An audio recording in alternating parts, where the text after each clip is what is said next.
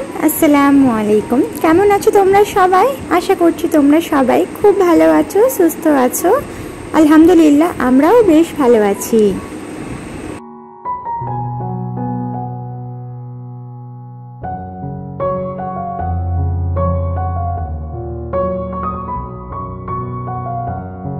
তো সবাইকে good morning জানিয়ে আজকের আবারও একটি নতুন ভিডিও নিয়ে তোমাদের মাঝে হাজির হয়ে গেলাম।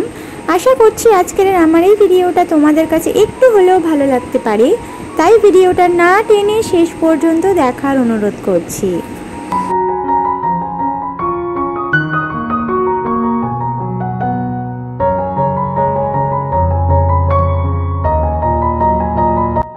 তো সকালবেলায় উঠেই সবথেকে প্রথমে রান্নাঘরে চলে এসেছি। কেন বলো তো, হাজবেন্ড তো কাজে বেরিয়ে যাবেন, তাই ওনাকে আগে ব্রেকফাস্টটা রেডি করে দিতে হবে। তো আজকের ভাবলাম লুচি করব, আজকের রুটি খেতে একদমই ইচ্ছে করছে না, তো সে কারণে ভাবলাম ঝট করে লুচি বানিয়ে নেওয়া যাক। আর লুচিটা কিন্তু আমি এবং হাজবেন্ড দুজনেই খেতে ভীষণ ভালোবাসি।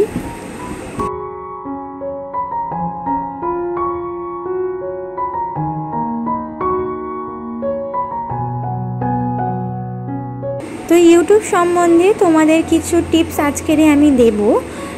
যেমন ধরো, ইউটিউবে তুমি যদি সফলতা অর্জন করতে চাও, যেটা আমি এখনও পুরোপুরিভাবে পাইনি, তবে যতটুকু পেয়েছি এবং এতদূর এসে যতটুকু আমি শিখেছি বা বুঝেছি, সেই ভাবা এবং বোঝা অনুযায়ী তোমাদেরকে আমি কিছু বলতে চাই।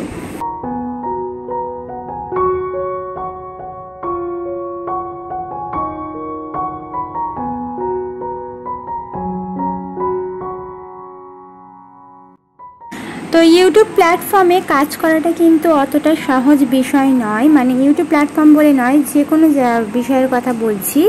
আসলে যেখানে ভিড় বেশি সেখানে কিন্তু জায়গা করে নেওয়াটা খুবই কঠিন একটা বিষয়। তো যেমন ধরো, যে জায়গাতে প্রচুর পরিমাণে ভিড় রয়েছে বা অনেক লোকারণ রয়েছে, সেই জায়গাতে তুমি যদি তোমার জায়গা বানাতে চাও, তাহলে কতটা পরিমাণে কঠিন হবে সেটা তো নিশ্চয়ই বুঝতেই পারছো।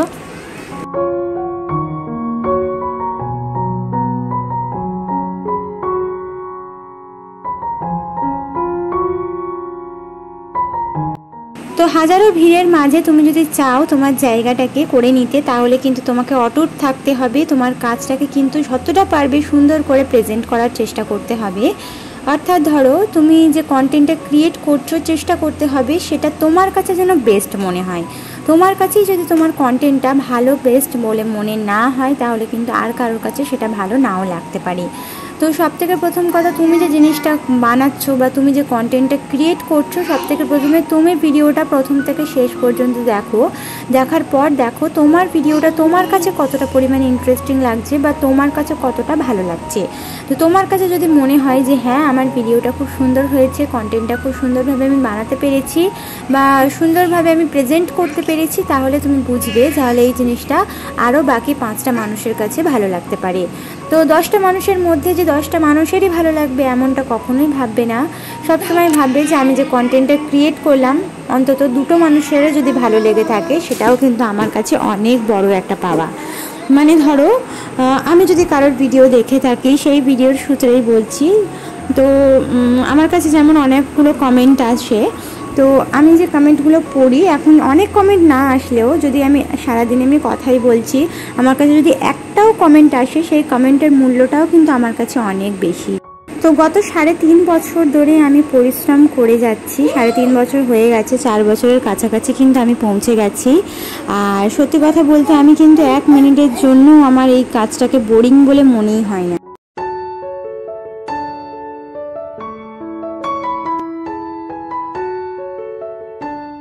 তো যে কোনো কাজ যখন তুমি করবে, সেটা যদি তুমি মন দিয়ে করতে না পারো, আর সেই কাজে যদি তুমি সময় দিতে না পারো, আর তোমার ইন্টারেস্টটা যদি সেই কাজের প্রতি না থাকে, তাহলে সেই কাজে তুমি কখনোই সফলতা অর্জন করতে পারবে না। আমি গত 3.5 বছর ধরে কাজ করছি ঠিকই, হয়তো আমি এখনও পর্যন্ত তেমন একটা সফলতা পাইনি, তবে এই কাজটাতে আমি এমন একটা অভ্যস্ত হয়ে পড়েছি, সারাটা দিনে যদি 5টা মিনিট আমি ফ্রি বসে থাকি, তখন আমার মনে হয় এই ফ্রিটা বসে না থেকে আমি যদি ভিডিও এডিট করি বা শ্যুট করি তাহলে বোধহয় আমার ভালো লাগবে। শুধু শুধু বসে থাকতে আমার একদমই ভালো লাগে না। মানে এই কাজটাকে আমি এত পরিমাণে ভালোবেসে ফেলেছি, আমার না সারাদিন এই কাজের প্রতি মানে ভিডিও শ্যুট এডিটিং এগুলো না করলে যেন সময়ই কাটে না, বিশ্বাস করো। তো হয়তো ইউটিউবে আমি সফলতা অর্জন করতে পারিনি, তবে এই কাজটাকে আমি অনেক বেশি ভালোবেসে ফেলেছি, আর এই কাজটাকে আমি করে যাব। সফলতা পাই আর না পাই, আমি ভালোবেসে যখন কাজটাকে শুরু করেছি তখন এই কাজটা আমি শেষ পর্যন্ত করে যাব। তো সফলতা এমনই একটা জিনিস, আস্তে আস্তে যখন তুমি সফলতার দিকে যাবে তখন কিন্তু সেই জায়গা থেকে তোমাকে কেউই নামাতে পারবে না। তুমি ঝট করে যদি সেই সফলতা অর্জন করে নাও তাহলে সেই সফলতার মূল্য তো তুমি বুঝবেই না, আর সেই সাথে কিন্তু সেই সফলতা কতদিন তোমার কাছে টিকবে, চিরস্থায়ী হবে কি না সেটাও বোঝা বড় মুশকিল। তো এরকমই একটা ব্যাপার হচ্ছে সফলতা। আরও কিছু কথা আমি বলতে চাই। সফলতা হচ্ছে এমনই একটা জিনিস যেটা আর কি চিরস্থায়ী, মানে জিনিসটা পাওয়া যতটা পরিমাণে কষ্টকর বিষয় না, সেটাকে টিকিয়ে রাখা তার থেকে বেশি মানে কষ্টকর একটা বা কঠিনতম বিষয়। ধরো তুমি সফলতা অর্জন করে নিয়ে, বা তুমি ধরো 5,000 ভিউজ অর্জন করে নিলে, সেই 5,000 ভিউজটাকে ধরে রাখাটাই হচ্ছে সব থেকে বড় কঠিনতম বিষয়। তো এটাই তোমাদেরকে বলার ছিল যে আমি যে সফলতাটা অর্জন এখনও করতে পারিনি, পুরোপুরি পারিনি, তবে সেই চেষ্টায় আছি। হ্যাঁ, আশা করছি আল্লাহ পাক আমার এই আস্তে আস্তে আমার স্বপ্নগুলো পূরণ করবে। মানে ইউটিউবে সফল হওয়াটা আমার একটা স্বপ্ন। তো ইউটিউব প্ল্যাটফর্মে কাজ করাটা যেমন আমার একটা শখ হয়ে দাঁড়িয়েছে বা আমার একটা স্বপ্ন হয়ে গেছে, তো সেই শখ আর স্বপ্নটা কিন্তু আল্লাহ পাক যেমন এতদিন টেনে নিয়ে এসেছেন, তাহলে পরবর্তীতেও ইনশাআল্লাহ পারবো, এই বিশ্বাসটা নিয়েই কিন্তু আমি কাজ করে যাচ্ছি এখনও পর্যন্ত, আর করে যাব ইনশাআল্লাহ। তো যাই হোক, অনেক বকবক করে ফেললাম, এবার একটু কাজে আসি। তো এখানে কিন্তু ব্রেকফাস্ট রেডি করে হাজব্যান্ডকে কাজে পাঠিয়ে দিলাম, আর মেয়েও উঠে পড়েছে, ওকেও খাইয়ে দাইয়ে দিলাম। তারপর এই যে বিছানা তুলে ঘর বারান্দা উঠান খুব ভালোভাবে ঝাঁটপাট দিয়ে নিলাম। সকালবেলা ব্রেকফাস্টের আগে আমি শুধু ঘরটুকুনি ঝাঁট দিতে পারি, কারণ আমার হাজব্যান্ডের গাড়িটা কিন্তু দালানে থাকে, যে কারণে দালানটা খুব ভালোভাবে ঝাঁট দেওয়া যায় না, নোংরা থাকে না গাড়ির চাকায়। তো উনি গাড়িটা বের করে নিয়ে চলে যাওয়ার পর তারপরে কিন্তু দালানটাকে ভালোভাবে ঝাঁট দিয়ে নিই। তারপরে কিন্তু পোঁছাপুছি তো রয়েছে। তারপর এই যে চলে এলাম রান্নাঘরে, এসে ব্রেকফাস্টের পর যা যা একটু থালাবাটি বেরিয়েছে সেগুলোকে এখন ধুয়ে নেব।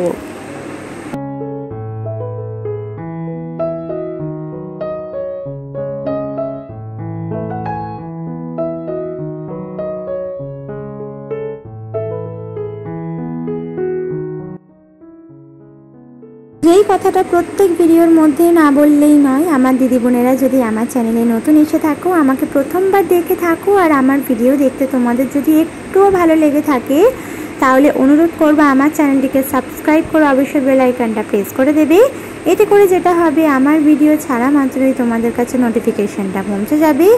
আর যারা অলরেডি কাজটা করে দিয়েছো তাদেরকে তো অসংখ্য ধন্যবাদ।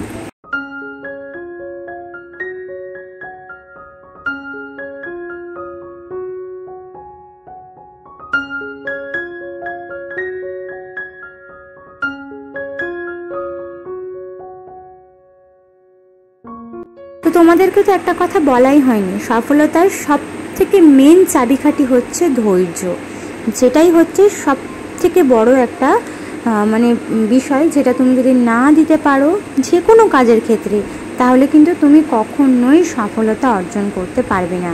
ধৈর্য সহকারে কাজ করাটা কিন্তু অনেক বড় একটা আর কি কঠিনতম বিষয়, যেটা সবাই পারে না, যে পেরেছে সেই জয় হয়েছে, এইটাই হচ্ছে বিষয়।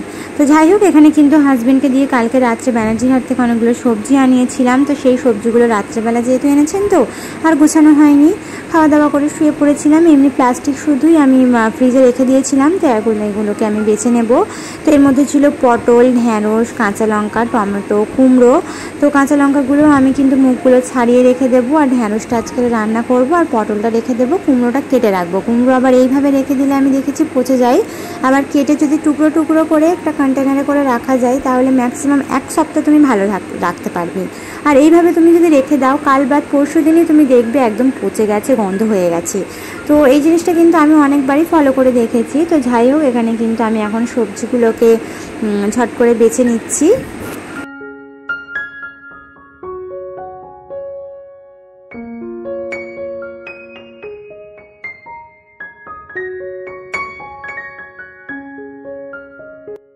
আমার এক দিদি বোন কমেন্ট করেছেন, আপু তুমি কি আমাকে ভুলে গেছো? আমার নাম নিও Sonia Khatun, please now please. তো এই যে নিয়ে নিলাম সোনিয়া খাতুন দিদি বোন, তোমার জন্য অনেক দোয়া আর অনেক ভালোবাসা রইল।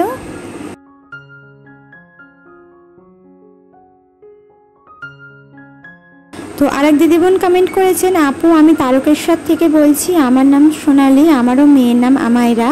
তোমার মেয়ে অনেক কিউট, অনেক অনেক ভালোবাসা রইল তোমাদের জন্য। তো তোমার মেয়ে আমায়রা শোনামার জন্য অনেক দোয়ার ভালোবাসা রইল। এত সুন্দর একটা কমেন্ট করেছো আর এত দূর থেকে আমার ভিডিও দেখছো, আমি তো এক্সপেক্টই করতে পারিনি। তো যাই হোক, অনেক দোয়া আর অনেক ভালোবাসা রইল।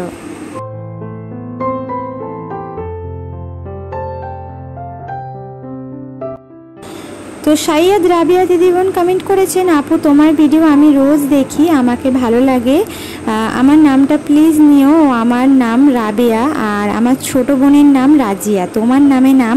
তোমার রান্নাঘরটা অনেক ভালো লেগেছে, আমারও শখ আছে তোমার মতন একটা রান্নাঘর করব। ইনশাআল্লাহ আমার শুধু আমার নয়, সবার মনের ইচ্ছা পূরণ হোক। সবার যেরকম আর কি রান্নাঘর চাই বা যে কোনো যাদের মনের ইচ্ছা আছে, শখ আছে, সেই শখগুলো যেন আল্লাহ পাক পূরণ করেন ইনশাআল্লাহ, এই দোয়াটাই করি।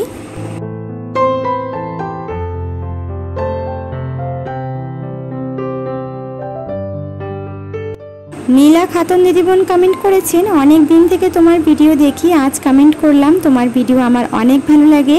আমার একটা মেয়ে আছে 11 মাস, ওর জন্য দোয়া করো, ওর তোমাদের জন্য দোয়া রইল।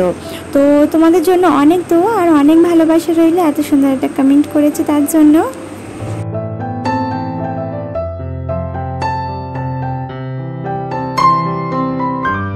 আমার এক মিষ্টি দিদি বোন মেহনাজ, উনি কমেন্ট করেছেন, দিদি প্লিজ আমার ভাইয়ের নাম নিও, ওর নাম আহান আর ওর এজ 7 বছর, বাট ও তোমার প্রত্যেক ভিডিওতে আমার সঙ্গে ভিডিও দেখে আমায়রার জন্য।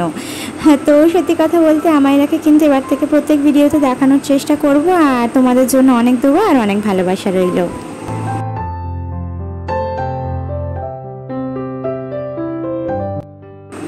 মাই simple village lifestyle life editing থেকে চ্যানেল থেকে কমেন্ট করেছেন, খুব ভালো লাগলো ব্লগটা, শোনার খুব কষ্ট হচ্ছে ইঞ্জেকশন নিতে, ও কাঁদছিল দেখে খুব খারাপ লাগলো। তো তোমরা এইভাবেই সোনামাকে মানে আমার সোনাটাকে ভালোবাসা দিয়ে যেও।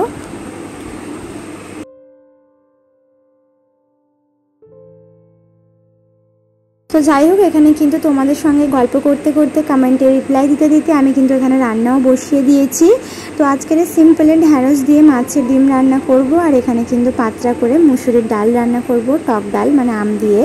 তো এই রান্নাবান্নাটাই যেহেতু থাকছে, তাই খাওয়া দাওয়ার ভিডিও শেয়ার করব না। এই যে দুপুরে রান্নাবান্না দিয়ে ভিডিওটা শেষ করব, তারপরে চলে যাব সন্ধেবেলা কিন্তু একটা জিনিস রেডি করব বা বানাবো, যেটা গত 2 দিন আগে আমি বানিয়েছিলাম আর ভিডিও বানিয়েছিলাম, যেটা তোমাদের সঙ্গে শেয়ার করা হয়নি।